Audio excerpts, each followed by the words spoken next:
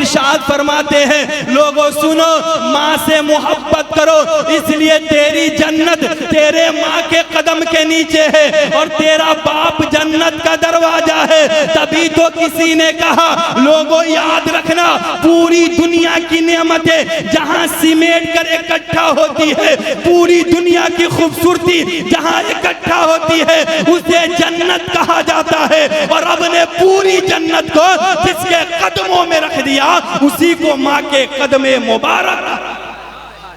नारे तकबीर, नारे रिसालत। मैं नात पढ़ता हूँ और कांप कांप जाता हूँ, मुझे ये लगता है जैसे हुजूर सामने है। इंशाअल्लाह फिर मुलाकात होगी, शायरी आपकी समात तक मैं पहुँचाने की कोशिश करूँगा। बिला ताखीर जमात अहले सुन्नत का एक जमा साला खतीब हजरत अल्लामा तबरेज़ आलम साहब क़िबला सिवानी बस इस खूबसूरत ख्याल के साथ तशरीफ ला रहे हैं कि दिल में लोगों के उतर जाए कलाम ऐसा, सुनेंगे आप, दिल में लोगों के उतर जाए कलाम ऐसा हो, कौम का दर्द भी शामिल हो, प्याम ऐसा हो। अहले महफिल से मुझे दाद मिले या ना मिले, मेरे आका को पसंद आए सलाम ऐसा। हिंद के हस्सान हम सुन्नियत के जान, साहिबे कंजुल ईमान, जिन्होंने बचाया हम सुन्नियों का ईमान। बरेली की टूटी हुई चटाई पे बैठकर यो मदसरा होते हैं कि सबसे आला व औला हमारा नबी, हमारा नबी जिंदाबाद। सबसे आला व औला हमारा नबी, सबसे बाला व आला हमारा नबी। कौन देता है देने को मुँह चाहिए, देने वाला है सच्चा हमारा नबी, हमारा नबी, देने वाला है सच्चा हमारा नबी। और इन बुझे चरागों में रोशनी नहीं होती, इन बुझे चरागों में रोशनी नहीं होती। मुस्तफा नहीं होते तो जिंदगी नहीं होती। खुद चराग बन के जलो वक्त के अंधेरों में, भीख के चरागों से रोशनी नहीं होती। और हमें ये पैगाम दिया मेरे आला हजरत ने, दीन के गद्दारों से कभी दोस्ती नहीं होती, दीन के गद्दारों से कभी दोस्ती नहीं होती। साहब नबी की महफिल में बैठे हैं, दुनिया के सबसे बेहतरीन मजलिस में बैठे हैं। हम नबी के कलमा पढ़ने वाले हैं, नबी से मोहब्बत करने वाले हैं, नबी से प्यार करने वाले हैं। याद रखिए साहब, आप ये लाइट लगाए हैं, आप नबी की आमद पे अपने घरों को सजाते हैं, अपने मोहल्ले को सजाते हैं, अपने इलाकों को सजाते हैं। मैं कहता हूँ साहिबो, अपने आंगन को बाद में सजाए, सबसे पहले नबी के किरदार से अपने दिल को सवार सजा दे, आपकी दुनिया भी सवर जाएगी और आपका आखिरत भी सवर जाएगा। याद रखिए साहब, हम नबी के कलमा पढ़ने वाले हैं, नबी से मोहब्बत करने वाले हैं। अल्लाह रब्बुल इज्जत कहता है, लोगों याद रखना, मैंने इंसान बहुत बनाया मगर इंसानों का रहबर सिर्फ मुस्तफा को बनाया, रहनुमा मुस्तफा को बनाया। मैं आपको बताना चाहूंगा, हम नबी से मोहब्बत करने वाले हैं, नबी से प्यार करने वाले हैं। नबी के किरदार को देखे साहब, नबी के अखलाक को देखे साहब, नबी के कैरेक्टर को देखे साहब। हम नबी के नारे तकबीर, नारे रिसालत, उलमाए अहले सुन्नत, उलमाए अहले सुन्नत, नारे तकबीर, नारे रिसालत।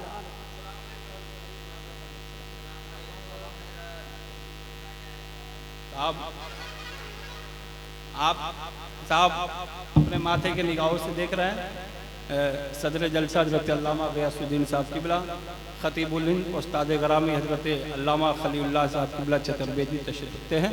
आप साहब थोड़ी देर था माहौल बनाइए, अफरा तफरी के जो माहौल है ना साहब, आप उलमाए कराम को बुलाए हैं, इत्मीनान से बैठिए साहब। मेरी ज़्यादा देर तकरीर नहीं होगी, मैं तकरीर करने के लिए खड़ा नहीं हुआ हूँ साहब। जलसे वाले का हुक्म मैं आपके सामने हो। नबी के अखलाक को साहब अपने दिल में बसाए, नबी के किरदार को पढ़ेंगे ना तो जब ताइफ के बाजार में अल्लाह अल्लाह के नबी दीन की तबलीग के लिए निकले थे। नबी के इखलाक को पढ़ेंगे ना तो सुनिए साहब, आप नबी के इखलाक को पढ़िए साहब। जब अल्लाह के नबी सल्लल्लाहु अलैहि वसल्लम ताइफ के बाजार में निकले थे, नबी के ऊपर पत्थर बरसाया जा रहा था। सहाबा ने कहा था या रसूल अल्लाह, इनके लिए बद्दुआ कर दे कि अजाब इलाही का नुज़ूल हो जाए। मगर मेरे आका इरशाद फरमाते हैं, वो सहाबा सुनो, मैं अगर चाहूं तो इन फरिश्तों से कहकर जितने ताइफ के लोग मेरे ऊपर पत्थर बरसाए हैं उनके ऊपर पहाड़ को पलटवा सकता हूं। मगर मेरी निगाहें देख रही है कि ये जितने लोग मेरे ऊपर पत्थर बरसाए हैं, इनकी आने वाली नस्ल मेरे अखलाक को देखकर, मेरे किरदार को देखकर कहने पे मजबूर हो जाएगी कि पत्थर चलाने वाले का नाम मुस्तफा नहीं है, बल्कि पत्थर खाकर हिदायत की दुआ देने वाले का नाम मुहम्मदुर रसूलुल्लाह। वाह वाह वाह वाह, हाय हाय हाय, जिंदाबाद। हाँ, वो सहाबा मैं अगर चाहूं तो इनके लिए बद्दुआ कर सकता हो, मगर मेरी निगाहें देख रही है जितने लोग मेरे ऊपर पत्थर बरसा रहे हैं, इनकी आने वाली नस्ल मेरी कलमा भी पढ़ेगी और पूरी दुनिया में इस्लाम के परचम को भी लहराएगी। हम नबी के कलमा पढ़ने वाले हैं। रब कहता मैंने इंसान बहुत बनाया, मगर इंसानों में सबसे बेहतर आमना के लाल को बनाया, सबसे हसीन आमना के लाल को बनाया। लोगों याद रखना, कामयाबी चाहते हो तो नबी के जिंदगी को अपना आइडियल बनाओ। रब्बे कदीर कुरान में इरशाद फरमाता है, लक़द काना लकुम फी रसूलिल्लाहि उस्वतुन हसना। लोगों तुम्हारे लिए नबी की जिंदगी नमूना अमल है। अगर कामयाबी चाहते हो तो नबी की जिंदगी को अपना आइडियल बनाना होगा।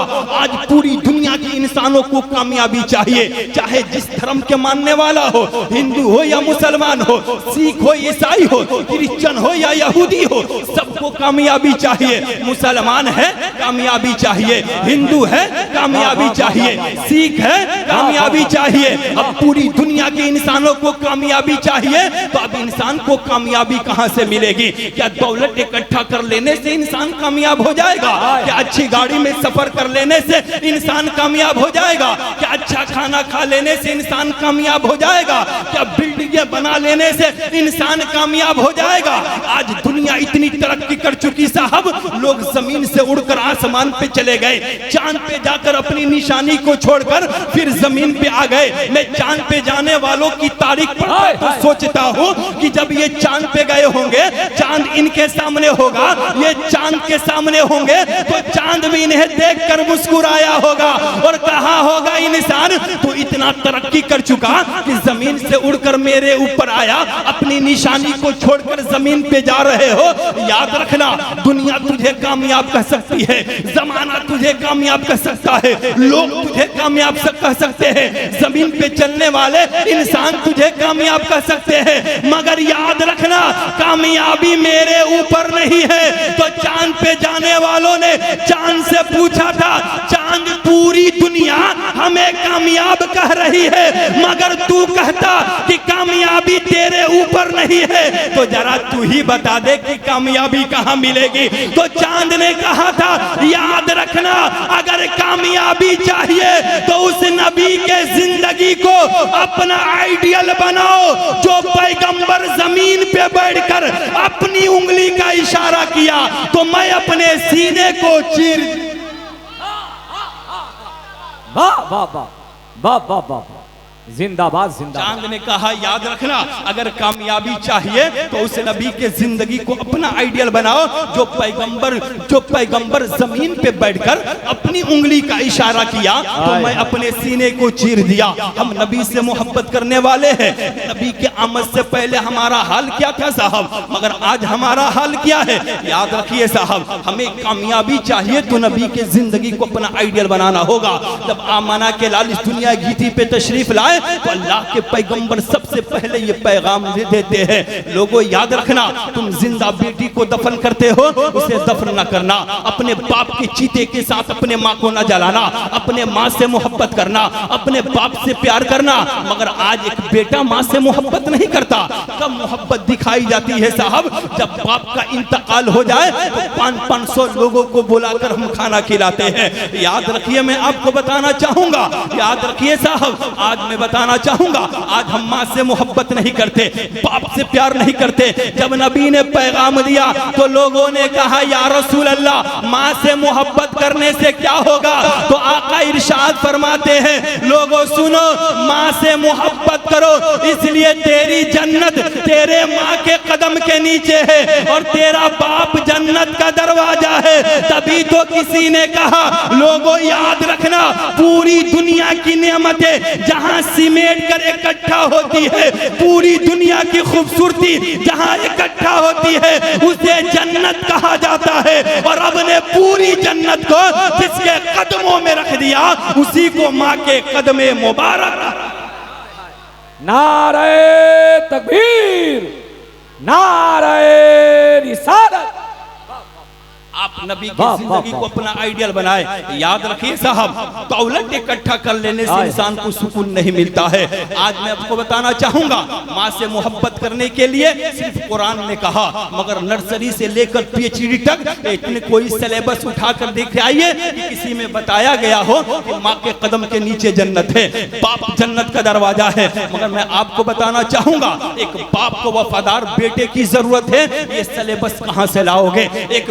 एक बेटे को वफादार बाप की जरूरत है, ये सिलेबस कहां से लाओगे?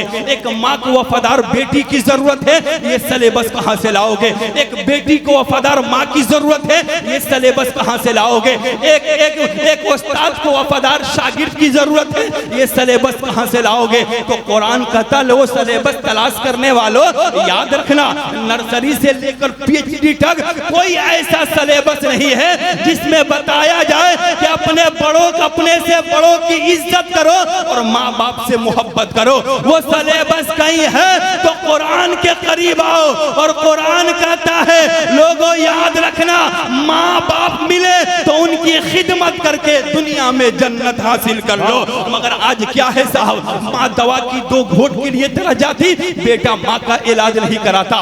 बाप कपड़े के लिए तरह जाता, बेटा बाप के कपड़े का इंतजाम नहीं करता। वही माँ का इंतकाल हो जाए, बाप का इंतकाल हो जाए तो मरने पे 500 लोगों को, 1000 लोगों को हम बुलाकर खाना खिलाते हैं। बाप का 40वां है आना, माँ का 40वां है आना। मगर मैं आपको बताना चाहता हूँ, जब माँ बाप दुनिया में मिले ना तो उनकी खिदमत करके जन्नत हासिल कर ले। और माँ दुनिया से चली जाए तो 500 लोगों को बुलाकर खिलाने की जरूरत नहीं है, 1000 लोगों को बुलाकर खिलाने की जरूरत नहीं है।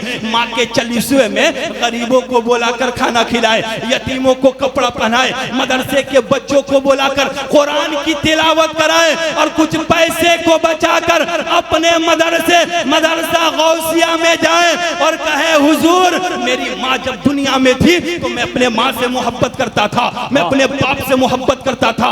अब आज माँ बाप दुनिया को छोड़ चुके हैं, मैं गरीबों को बुलाकर खाना खिलाया है, यतीमों को कपड़ा पहनाया है, मदरसे के बच्चों को बुलाकर कुरान की तिलावत कराया है और कुछ पैसे को बचा कर लाया हूँ। इस पैसे से एक गरीब बच्चे को हाफिज कुरान बनवा दीजिए। कसम खुदा की, उस पैसे से जब एक बच्चा हाफिज बनेगा, कुरान पढ़ेगा, आपके माँ बाप के कब्र में नूरी फरिश्ते नूर लेकर उतरेंगे। दूसरे कब्र वाले पूछेंगे, बता कौन सा अमल करके आया था कि तेरे कब्र में नूरी फरिश्ते आ रहे हैं? तो आपके माँ बाप कहेंगे, कोई ज्यादा अमल करके नहीं आया था, बल्कि नेक बेटा छोड़कर आया था जो दुनिया में भी मुझसे मोहब्बत करता था।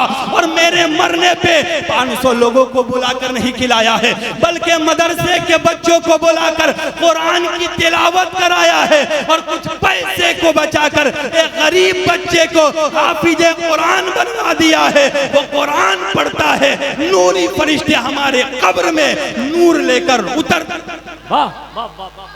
करते। जिंदाबाद जिंदाबाद। अब मैं बताना चाहूंगा, आखिरी बात सुनिए साहब, हम मुसलमान हैं, नबी के कलमा पढ़ने वाले हैं। हमारे धर्म में सबसे बड़ी किताब का नाम कुरान है। इससे बड़ी किताब कोई नहीं है। कुरान से बड़ी किताब आप लाकर दिखाइए। मगर बड़ा अफसोस है साहब, गैर भी ताना मारते हैं कि मुसलमानों के यहाँ दौलत है, मगर अल्लाह रब्बुल इज्जत ने सबसे बड़ी किताब दिया है जिसका नाम कुरान है, मगर उनके पास दौलत है। बच्चों को डॉक्टर बनाते हैं, इंजीनियर बनाते हैं, राइटर बनाते हैं, मगर दुनिया के सबसे बड़ी जो किताब है उसे पढ़ाने के लिए इनके पास पैसे नहीं है, उन्हें सिखाने के लिए पैसे नहीं है। अब मैं आपको बताना चाहूंगा, हम कुरान पढ़ते हैं, मगर कुरान की पढ़ाई कब होगी? कब होगी? जब ज़कात निकलेगा तब कुरान पढ़ाया जाता है। अगर मदरसे के लोग चले जाएं, कहा कुरान की पढ़ाई होती है, हदीस की पढ़ाई होती है, आप कुछ पैसे दे दे, तो हम कहते मौलाना रमजान में आना, ज़कात निकलेगा तब दिलाएगा तो कुरान की पढ़ाई होगी, तब हदीस की पढ़ाई होगी। मैं आपसे पूछना चाहता हूँ, अगर मैदाने महशर में रब्बे कदीर पूछे कि बता तेरे पास दौलत थी, अपने बच्चों को डॉक्टर बनाया, इंजीनियर बनाया, राइटर बनाया, ठीक है, मगर सबसे बड़ी किताब तेरे पास थी, तू कुरान पढ़ने के लिए क्या खर्च किया? तो आप कहेंगे मालिको मौला हमने ज़कात दिया था। रब कहेगा तेरे ऊपर तो ज़कात फर्ज था तो तू ज़कात दिया था। आप कहेंगे मौला हमने फितरा दिया था। आपका रब कहेगा तेरे ऊपर फितरा वाजिब था तो दिया था। अपनी मेहनत की कमाई से कुरान पढ़ने के लिए तू क्या दिया था? इसलिए साहिबो याद रखना, रब्बे कदीर एक एक जर्रे के बारे में पूछेगा। कुरान ने कहा इन्ना बत्शा रब्बिका लशदीद, रब की पकड़ बड़ा सख्त पकड़ है। जब रब पूछेगा तो फिर हमारा जवाब क्या होगा? इसलिए साहिबो हम नबी के कलमा पढ़ने वाले हैं, नबी से मोहब्बत करें। कुरान ने कहा लक़द काना लकुम फी रसूलिल्लाहि उस्वतुन हसना, लोगों तुम्हारे लिए नारे तकबीर, नारे रिसालत, उलमाए अहले सुन्नत, नारे तकबीर, नारे रिसालत। वाह वाह याद वाह रखिए साहब, जिंदाबाद रब्बे जिंदाबाद। कुरान में इरशाद फरमाता है अगर कामयाबी चाहिए तो नबी के जिंदगी को अपना आइडियल बनाओ। हम नबी के बताए हुए तरीकों पे चलने वाले हैं। हम नबी से मोहब्बत करें, नबी से प्यार करें। अल्लाह रब्बुल इज्जत ने सबसे बेहतर अपने महबूब को बनाया। हम नबी की जिंदगी को अपना आइडियल बनाएंगे, हमारी दुनिया भी संवर जाएगी और हमारा आखिरत भी संवर जाएगा। पढ़ लीजिए अस्तगफिरुल्लाह रब्बी बिकुल्लि ज़ंबि व तूबु इलैह। पढ़ लीजिए ला इलाहा इल्लल्लाह मुहम्मदुर रसूलुल्लाह सल्लल्लाहु अलैहि वसल्लम। व आखिर दवाना अल्हम्दुलिल्लाहि रब्बिल आलमीन। अस्सलाम।